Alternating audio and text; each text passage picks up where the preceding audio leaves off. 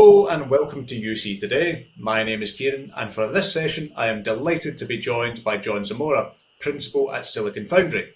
Today we are discussing revolutionising the future of work by bridging enterprise and innovation. John, thanks for joining us. Happy to be here. Thanks, Kieran. Well, first things first, please tell us a bit about yourself, John, and the work you do with Silicon Foundry. Yeah, happy to give you a quick background. So as you mentioned, I'm a principal at Silicon Foundry. We're a corporate innovation advisory firm based in San Francisco. Since 2013, we've been, leading, helping corporations understand how to navigate the emerging tech and startup innovation ecosystems. The team I work with is a really diverse blend of previous startup founders, venture investors, and corporate executives. And because of that, our real strength lies in understanding, the startup and venture landscapes as well as emerging technologies. For a lot of our clients, who we refer to as members, we're deeply involved in helping them think through emerging topics like blockchain, the metaverse, climate tech solutions, and more recently, generative AI and the future of work. And then lastly, just in terms of outcomes, for our members, we typically will help them and support them through larger strategic projects, or if they're a corporate venture fund, we'll help them source and diligence specific investments. And lastly, one of my favorite offerings is putting together these events that we call executive tracks, which in that case will put together entire programming for a senior executive team to come to an innovation hub. We'll really learn from startups and venture investors and different corporates as peers to learn about how they can best, build strategies around emerging tech. Perfect. Yeah, I feel are perfectly placed to dive into this discussion then. And with your own experience, what would you say are the current challenges facing businesses or with your Silicon Foundry's members in adapting to the new normal of hybrid work? Yeah, this has definitely been a topic that is popular across all of our members, and I've seen it personally myself, having joined the team, through the pandemic, seeing how we've adapted through the return to work, and then also seeing through the lens of the corporates that we work with, what their thoughts are on where they're placed on the spectrum of traditionally in office to fully remote and the different gradients in between.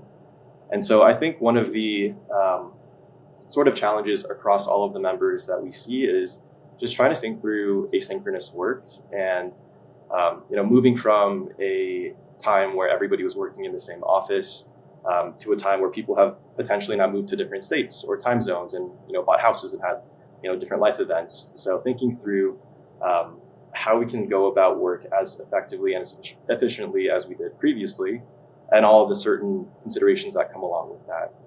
I'd say a second challenge has been thinking through how to really communicate these changes and align your entire organization around these policies and mandates.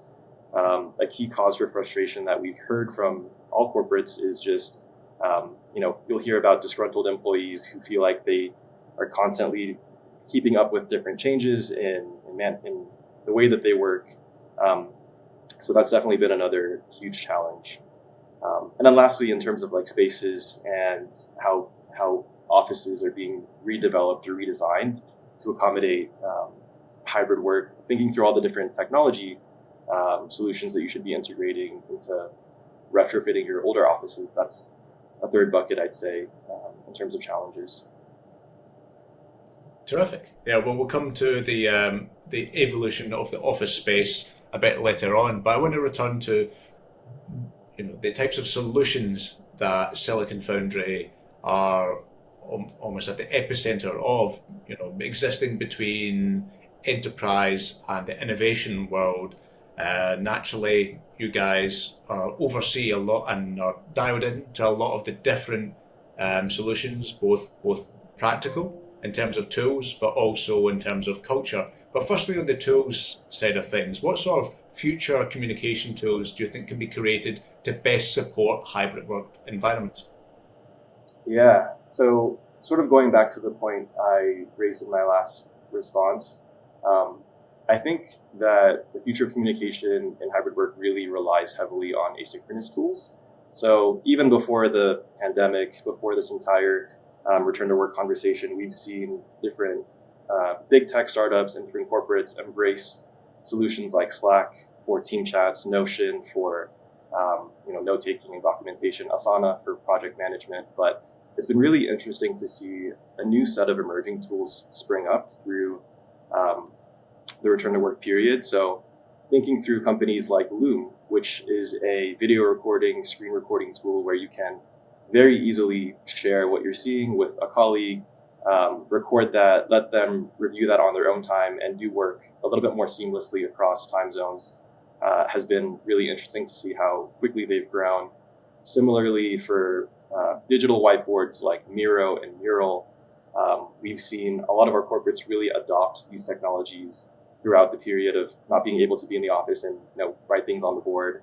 I think Miro actually grew 600% between 2020 and 2022. So that just shows how rapidly these technologies have been adopted. And I guess on the frontier side, there are also really interesting examples of the physical space and digital spaces overlapping. One example of that being Gather, which is a solution that will sort of replicate your own physical office onto a digital platform. So you can design it with your own colors. It leverages spatial audio. So you as an avatar walking across your office, you'll hear a coworker's voice get louder as you walk through the actual digital office. So it's really interesting to see what types of solutions are being created to marry the two, like digital and physical office spaces.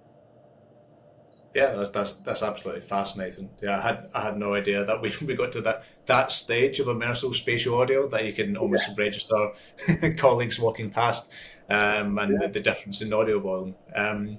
So yeah, that's very fascinating on the tools used. But I'm really curious also about the workplace cultures that can be fostered for successful hybrid working. Yeah, I think this is a really interesting point that not a lot of people talk about. So I think people obsess over what are the right investments in technology, the tech stack that we should be leveraging in order to make our workforce, as effective in a hybrid setting. But another half of that conversation is just on culture and processes and behavior. So I think when it comes to successful hybrid working culture, documentation is absolutely non-negotiable, and making sure that for all of your employees, they understand very clearly what policies are, standard operating procedures are for how work gets done at the company, because that'll just alleviate so many separate meetings, so many different inefficiencies, just trying to get everybody on the same page, and just makes knowledge transfer a lot more efficient and effective. As part of our work, we've had the privilege of being able to engage with a lot of thought leaders in the space, including Darren Murph, who currently is the head of technology strategy communications at Ford. We connected while he was head of remote at GitLab, which at the time, there weren't that many people who had that title. Whereas today we'll see a lot of different titles of head of remote, head of hybrid, historian. And just for viewers, I think a really helpful resource is the GitLab's Guide to Remote. It goes into depth on how you can create a culture handbook for your company, different best practices as it relates to hybrid and remote working. Fantastic. Yeah, no, I think that's spot on. We'll almost have to create almost a position in the C-suite or a certain degree of hierarchy for this to be successful long term. And on that note, you mentioned earlier about the future of the office and what the office in a hybrid working environment looks like. I guess, what technologies do you envision being created or evolved to adapt to flexible workspaces themselves? Yeah, this is another question that we at Foundry really love to hear, because it centers on what are the different types of solutions that are being created. We'll see things like portable technology, just see a ton of investment at this time. So what I mean by portable technology, thinking about VR headsets, helping people work and in a more immersive, experiential way with their colleagues if they're not in the same office. thinking about modular battery packs so people can seamlessly walk around the office, not having to, worry about plugging their devices in and kind of just bringing it with them. On the application side as well, thinking through how to make it as easy as possible for people to understand who's in the office, where they are, what hot desks are used, how dense our spaces in terms of occupation. We actually had a tour of Meta here in New York, and they have this screen and program called the Wayfinder, where you can pinpoint exactly where a colleague is at any given time if they're in the office. It'll plot out the most efficient path to get to them. Another example on the hardware side is Owl Labs and how they've created this really interesting sort of video conferencing camera where you place it on a desk, and specifically for hybrid viewers at home, they can track the conversation. It'll track who's speaking, so it doesn't really feel like you're just watching a room, but you're actually part of the conversation. So there's a lot going on the technology space, just adapting to how we work in a hybrid setting. Terrific. And I imagine a lot of these types of technology, you mentioned what Meta are doing and our labs are working on themselves, a lot of this will naturally be powered by the biggest buzzword of 2023, AI. And what role do you imagine AI and also the other big trend of this year, the Internet of Things, specifically AI, but I'm curious about IoT as well. What role do you imagine these two concepts play in the future of work? Yeah, no, I definitely agree. We can't go an hour at Foundry without mentioning AI and IoT.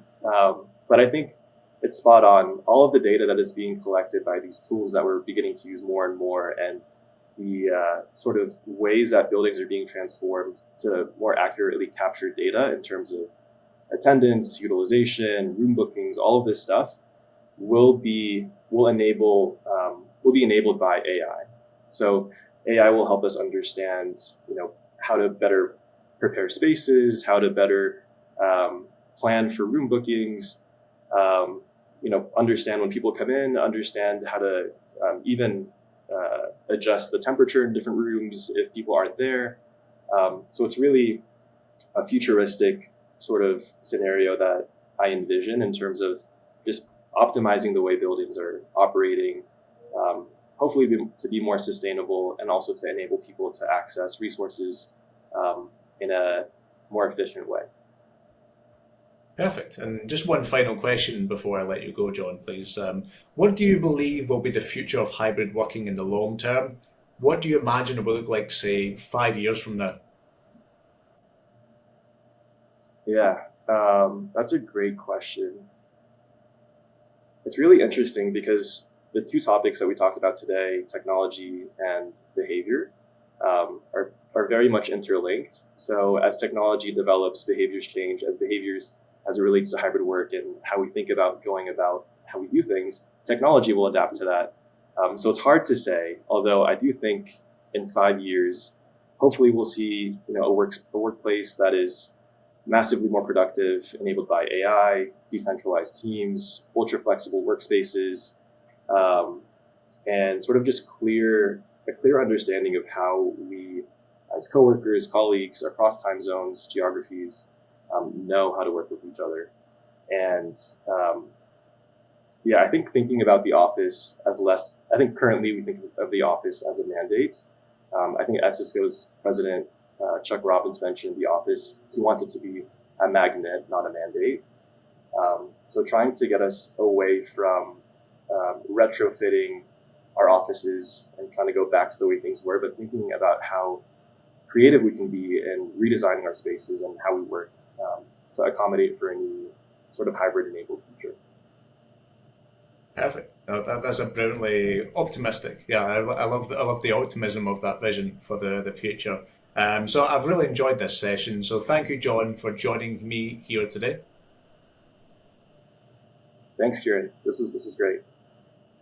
And if you enjoyed this video, please give us a like and share on social media, and we'll see you again next time. I've been Kieran Devine of UC Today. Thanks for watching.